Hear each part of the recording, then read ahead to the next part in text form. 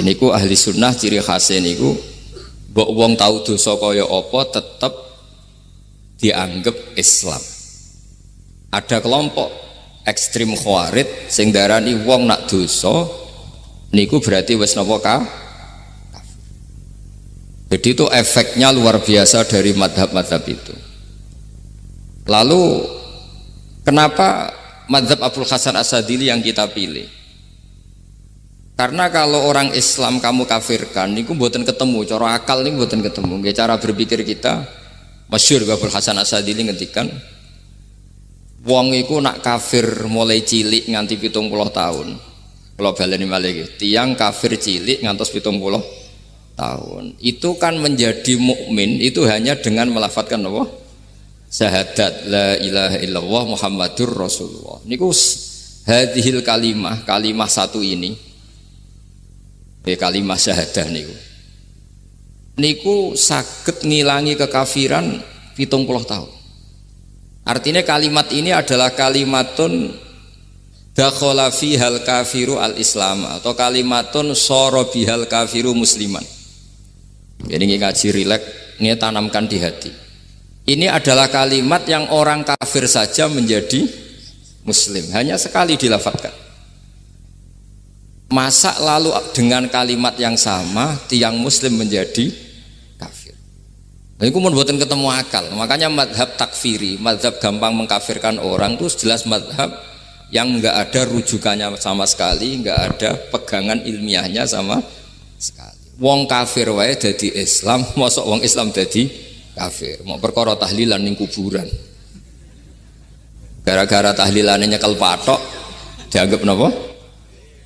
Mergo dianggap jaluk napa? Jaluk bae, jaluk kufur. Mulane dawuh Said Muhammad masyhur itu diterjemah di seluruh bahasa di dunia. Wong-wong sing ngafirno iku mbok yo sekali-kali nginceng. Nginceng iku ngrungokno. Lho kula nu sampean tahlil iku yo ora seneng. Kadang sing tahlil iku yo rada kurang ajar. Kula niku yang ben nak mati, nak sing tahlil nang Jepun niku ora seneng. Mergo yo rada sombong lah wong tahlil iku ya kadang rada sombong. Misale ngaten, kula kiyaine jenengan. Dongane ngene, ya Allah, ini guru saya. In kana muhsinan fazid fi ihsani. Kalau dia baik, itu ya tambahlah kebaikannya. Mosok murid muni gurune baik itu kalau itu itu kan ngenyek uang. Ini soleh-soleh permanen dianggap napa? Jadi dongane nu ngeper, in kana muhsinan fazid fi ihsani. Wa ingkana musian fatajawas anhu. Misalnya kalau dia orang buruk, kalau beliau orang buruk yang kau maafkan. Maka orang-orang di luar sana yang mengatakan andekan tahlil itu baik pasti dilakukan sahabat, itu logika yang keliru. Sahabat gak mungkin kan nahlili Kanjeng Nabi ngendikan ingkana musinan. Sido kafir ngoten nggih mboten. Lah wong Kanjeng Nabi kok apike di ngendikano ingkana ini kok kafir. Wong Nabi kok ingkana andai. Saiki pertanyaannya gini. Kita sebagai kiai, sebagai guru, ku murid nak tahlil ya rada kurang ajar sithik. Wong gurune kok diomongno ingkana musinan ambek ingkana musian. Nah pertanyaannya gini, lepas dari kowe rada kurang ajar lah. Dalam tahlil itu rada kurang ajar karena nyebut guru ora qad kana musinan tapi ingkana muhsinan. Maksudnya kalau sampean sebagai murid kan menapa qad kana muhsinan. Guru saya benar-benar orang baik, bukan ingkana andekan orang baik. Tapi ada satu kepastian bahwa ini tidak minta sama mayit. Jadi tujuan kalau kita minta mayit itu salah sama sekali. Wong kita datang ke kuburan malah memintakan ampunan untuk mayit. Kok iso darani njaluk iku piye? Ya mergo mau didelok kok adoh ketoke ngatong ya berarti njaluk. Lah ya wong fatwa kok mau berdasar inceng-incengan kok adoh niku ora jelas ya fatwa ini. Paham gitu. Terus jenengan kudu yakin, ainul yakin bahwa mazhab kita itu yang benar bahwa tahlilan di kuburan tidak kafir karena tidak minta ke mayit malah memintakan untuk mayit atau memintakan ampunan untuk mayit. Cuma redaksi sing rontok-rontok ngoten niku dikurangi lah.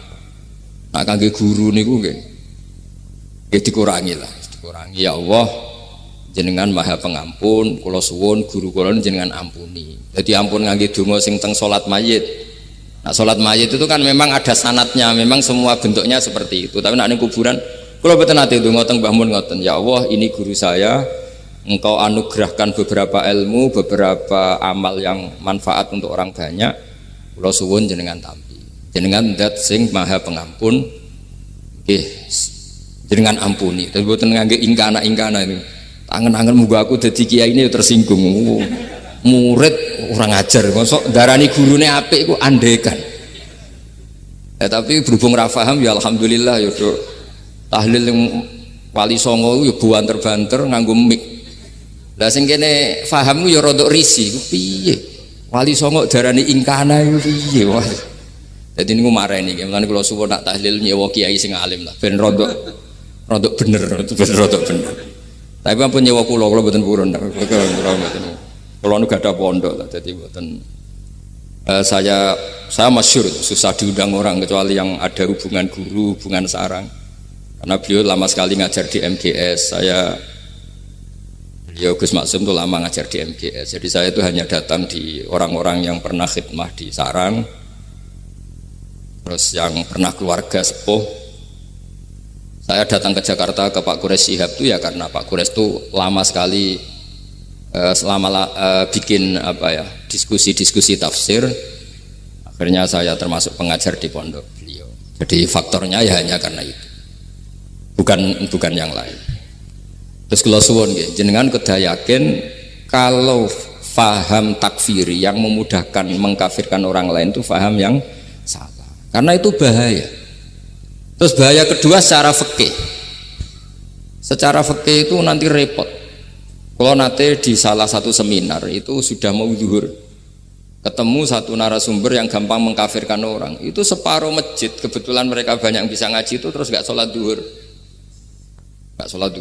Ditanya sama mereka, lu kok nggak sholat zuhur, ini sudah masuk waktu, kan sholat hanya wajib untuk orang muslim, kita akan kafir.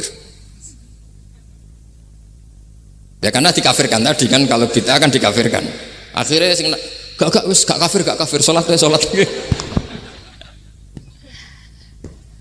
Efek dari mazhab itu panjang. Kalau betul faham mereka itu betul, berarti yang sudah kafir, orang kafir itu wajib sholat enggak kan? Itu malah panjang kan, karena terus menjadikan orang Islam tidak sholat. Nanti ke masjid tidak boleh, orang kafir nggak boleh masuk masjid. Itu efek fikihnya panjang. Jadi kalau suwun mazhab Abil Hasan Asyadili niku dipegang. Nah itu madhab beliau itu implementasinya di teng kitab Hikam nih. Karena Hikam itu putu murid yang paling bisa mengimplementasikan, menjelaskan cara pandang madhab Abul Hasan Asyadili sing dados thariqah Syadziliyah. Terus ketiga, itu cara pandang itu detail itu jelimet. Mesti sampean ora kepikiran. Misalnya begini. Ketika ada orang salah jenengan marah, itu sebenarnya karena salahnya apa karena hal yang lain? Normalnya orang itu berpikir karena salahnya, itu keliru cara Abul Hasan Asyadzili. Pasti kamu marah itu karena ada hal lain.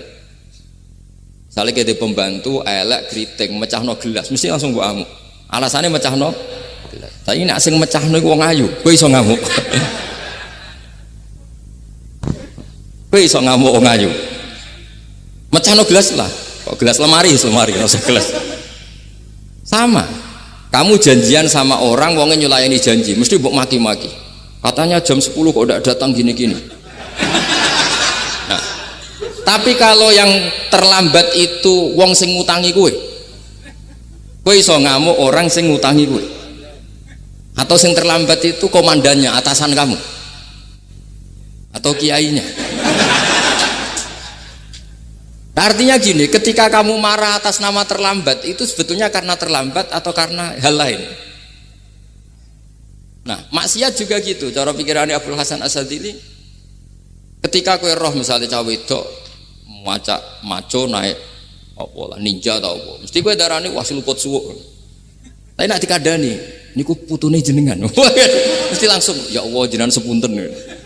Jadi sebenarnya kita kebencian sama orang lain tuh karena kebetulan tuh tidak keluarga kita. Coba kalau itu keluarga kita, pasti kayak mikir ulang.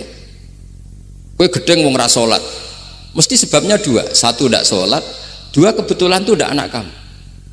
Kalau itu anak kamu, kamu pasti istighfar berhari-hari untuk dimaafkan Allah, bukan maksud no. Tapi kalau orang lain gue, pertanyaannya sebetulnya kamu benci itu karena tidak sholatnya apa karena plus dia tidak anak kamu? Nah itu pikirannya Abul Hasan apa? Gue ngamuk itu gelas pecah, itu perkara itu pecah gelas apa plus yang pecah elek. Nah itu pecundang kita, itu cara pikiran Abul Hasan. Kita ini pecundang, pecundang itu nggak fair. Kenapa? Betul fair. Nah itu terus beliau diantaranya punya cerita Nabi Ibrahim itu pernah diangkat ke Allah di alam malakut.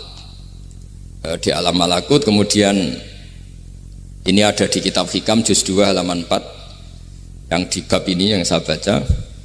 Ini cerita terakhir nih, bantu pun. Sampai tak ngaji suwi-suwi ra mesti paham, aduk sediluk. Nak sediluk kan dia alasan, kenapa ora paham? Salah Gus Pak ngulangi sediluk. Lah nak suwi sampean ra paham malah ribet kan? Diulang suwi ra paham goblok tenan berarti kan gitu. Nah ini untuk menjaga harkat dan martabat niku ngajine sediluk mawon dan takoki malaikat. Kenapa ora paham? Salah Gus Pak ngajine sediluk. Jadi duwe napa? Alibi lah gada napa? Pembelaan. Nabi Ibrahim itu diangkat di alam malakut karena beliau seorang nabi melihat orang maksiat, ditanya sama Allah, ya Allah itu orang-orang maksiat itu makan dari rizkimu, menempati bumimu dan semua fasilitas engkau bikin. Lalu menurut kamu gimana Ibrahim? Ya bunuh saja, matikan saja. Sama Allah dituruti. Melihat lagi ada maksiat yang berbeda, selalu Nabi Ibrahim usul itu dimatikan. Jadi Ibrahim pernah jadi garis keras lah, kira-kira keras sekali. Lalu suatu saat Nabi Ibrahim itu disuruh nyembelih Ismail. Disuruh nyembelih apa? Ismail. Baru disuruh nyembelih Ismail, Nabi Ibrahim tanya, ini anak saya ya Allah, ini samratu fuadi, ini buah hati saya, kenapa engkau nyuruh menyembelih? Cara ngetikane pangeran, apa kamu tidak ingat ketika tak angkat di alam malakut beberapa hambaku kamu usul supaya tak bunuh? Cara Jawane, cara Jepone kowe ora rasane dadi aku iku pangeran sing gawe aku enak kowe usul-usul kon mateni jare. Saiki gentenan, saiki anakmu sembelih. Rumang sama udah di pangeran gak sayang mbek kaula. Kowe tak dadekno nabi ku kon dakwah ora kon mateni. Nabi Ibrahim nangis. Nah inilah perbandingan bagi kita. Sebenarnya saat kita benci maksiat itu sebetulnya di hati kita itu tidak hanya maksiat, kita ada dak fairnya, plus itu dak orang yang terkait dengan kita. Jika misalnya mau wangkel, misalnya penyanyi sing piye mau wangkel, suatu saat penyanyi ku WA aku, masa aku ya gelem dadi bojomu, ilang mangkelmu kan. Jadi pecundang, kita ini sebenarnya pecundang. Nah, syukur-syukur memang makom kamu sudah tinggi, memang benar-benar benci karena maksiat, paribasane wayu gelembok rapi tetap mangkel. Tapi saya tidak yakin soleh-soleh seperti ini imannya sampai seperti itu tidak yakin. Dan saya kalau yakin begitu berarti keyakinan salah itu salah dan bodoh itu, karena itu nggak terbukti. Makanya ini kitab baru kalian kitab hikam, karena ini acara ngaji hikam kula waos sedikit mawon kula waos ini jawabannya Nabi Ibrahim ketika disuruh nyembelih Ismail teng halaman 4 juz 2. Allahumma hadza waladi wa samratu fuadi wa ahabbun nasi ilayya fasami aqailan yaqul ama tazkurul lailah allati sa'alta fiha ihlaka abdi awama ta'lamu anni rahimun bi ibadi kama anta syaqiqun bi waladik. Jadi Ibrahim, anak kamu sembelih. Kata Ibrahim, ini enggak mungkin Gusti, ini buah hati saya, kenapa engkau minta ini tak sembelih? Apa kamu tidak ingat pernah mengusulkan saya menghabisi sekian hamba saya? Kalau kamu bisa sayang anak kamu, saya juga sayang hamba-hamba kue enak we. Mikir. Jadi makanya kalau suwon kita ini hidup harus insaf. Nak kira dia duit, iku yo mangkel tenan loro tenan. Terus bojomu mbok kon sabar pas kue ra ngekeki duit, iku yo ora fair. Yus ben-ben ngamuk. Satu kelihatan cerdas. Memang kondisi nggak punya uang itu harus ditanggapi dengan marah, mosok diapresiasi. Pinter mas kowe saiki dadi wong zuhud. Wah, ya ribet kan. Wes jos Mas sampean. Saiki ra duwe dhuwit, sampean wis dadi wong zuhud, wong waroi. Tapi udah mati bareng saiki. Jadi sebetulnya Allah bikin emosi itu andaikan boleh dibahasakan wis dipikir. Walau la dafwahinna safa'dhum bi ba'dil lafasadatil ard. Jadi bumi ini sebaiknya itu diisi dengan sekian perbedaan. Tapi tidak konflik loh, perbedaan dengan konflik itu beda. Saya ulang lagi, bumi ini sebaiknya diisi dari sekian apa? Perbedaan, karena justru itu bagus. Saya itu berkali-kali bilang, andaikan tidak ada pikiran kedua, ini dunia ini sudah rusak. Harus ada pikiran kedua. Misalnya ono wong kok terlalu apik mbek kanca, mesti bojone sambat, wong gak men ngopi mbek kancane ra tau ngapi mbek bojone. Tapi kalau ngopi mbek bojone terus, mesti kancane sing sambat. Wah, jok rabi lali kanca. Ribet. Manusa itu ribet. Kados kula dugi mriki ini hormat Gus Maksum. Nggih mungkin untuk ganjaran. Tapi untuk dosa sidik-sidik ninggal pondok. Jadi ya sudah. Ya mau tidak mau karena memang hidup itu tidak banyak pilihan. Ada orang sering ibadah di masjid sholat itu ya bagus. Tapi dia pasti tidak baik dalam sistem sosial. Umpama wong soleh kabeh ning masjid iku donya akeh sing mati. Karena tidak ada tim SAR paling murah. Loh iya kan, wong kecelakaan itu penolong pertama itu orang yang di masjid apa sing tukang ning dalan-dalan. Artinya sing ning masjid iktikaf mesti ra duwe ganjaran nulung wong kecelakaan. Artinya ada kebaikan yang pasti nggak bisa dilakukan orang yang sedang di masjid.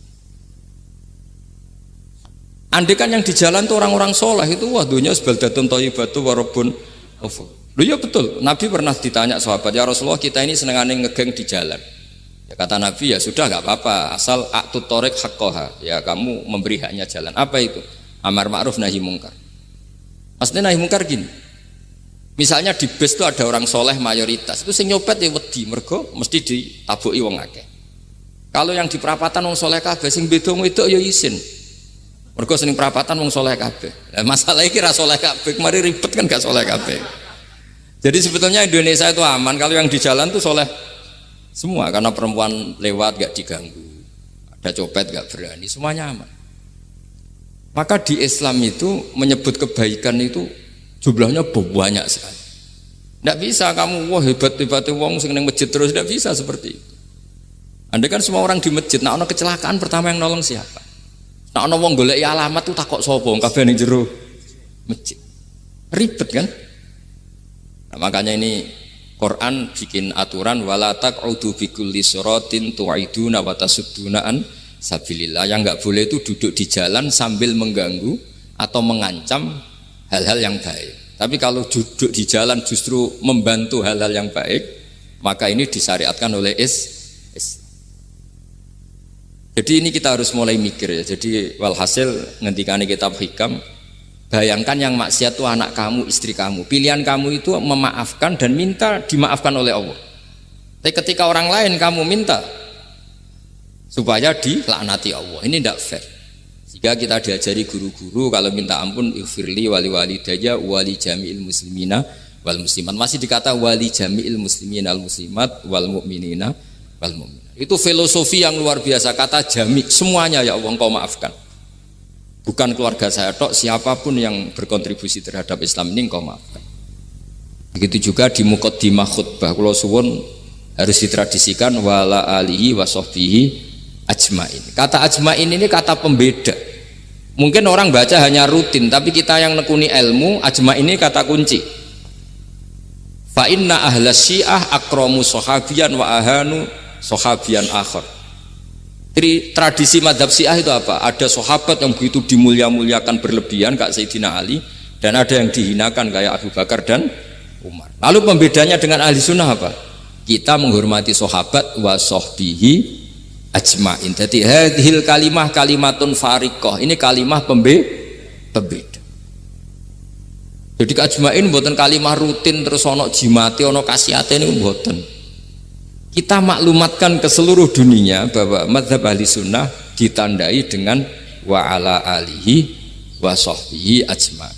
Mulane dawuh Mbah Hasyim wa nukrimu ahlal bait wa nukrimu jami'a ashab Rasulillah sallallahu alaihi wasallam. wa nukrimu jami'a ashabi Rasulillah sallallahu alaihi wasallam. Ciri utama madzhab Ahlussunnah apa? Menghormati keluarganya Nabi dan menghormati seluruh, ada kalimat apa? Seluruh sahabat. Jadi kata ajma'in itu kalimatun fariqah atau kalimatul fasl. Kalimat yang membedakan mana madhab Syiah dan madhab Ahlussunnah apa? Itu kalau jenengan ngaji teng Gus Maksum napa teng Ki Haji Maksum, di antara madhabnya sinten Nabi Ibrahim yang diceritakan Abdul Hasan apa Asyadili, kebencian kepada maksiat, kita semua pasti benci maksiat, tapi nggak fair kan, yang satu kamu laknati, yang satu kamu doakan. Ujung-ujungnya apa? Ada unsur hadun nafsi.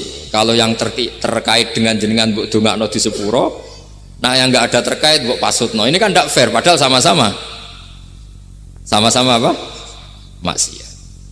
Kalau suwun polemik tentang ketentuan gimana hukumnya ziarah kubur, ya hukumnya baik karena mendoakan atau memintakan ampun untuk yang mati, bukan meminta sama yang mati. Udah bisa Muhammad kena arah percaya rukokno wong didelok kok ado pancen ya ngeri kan, patoke diusap-usap bariku ndonga delok kok ado kan njaluk kuburan, padahal mayite ngeluhe perkara mau. Kadang nek sing kiai ini rapati iso ngaji wamen ingkana wali kok darani napa? Ya Allah, jika mayit ini, andekan mayit ini baik, maka dan andekan tidak, lu cara kowe dadi mayite bocah ora jelas mayit. Nah, makanya ini cobalah kalau sholat jenazah tidak apa-apa doa itu karena sanatnya seperti itu. Kalau doa guru ya diatur-atur yang baik lah, langsung mawon ya ghafiratunu wal khotiat gini-gini, saya mohon beliau amal baiknya jangan terima, amal buruknya jangan ampuni, karena guru juga manusia tidak nabi. Boten terus apa pakai apa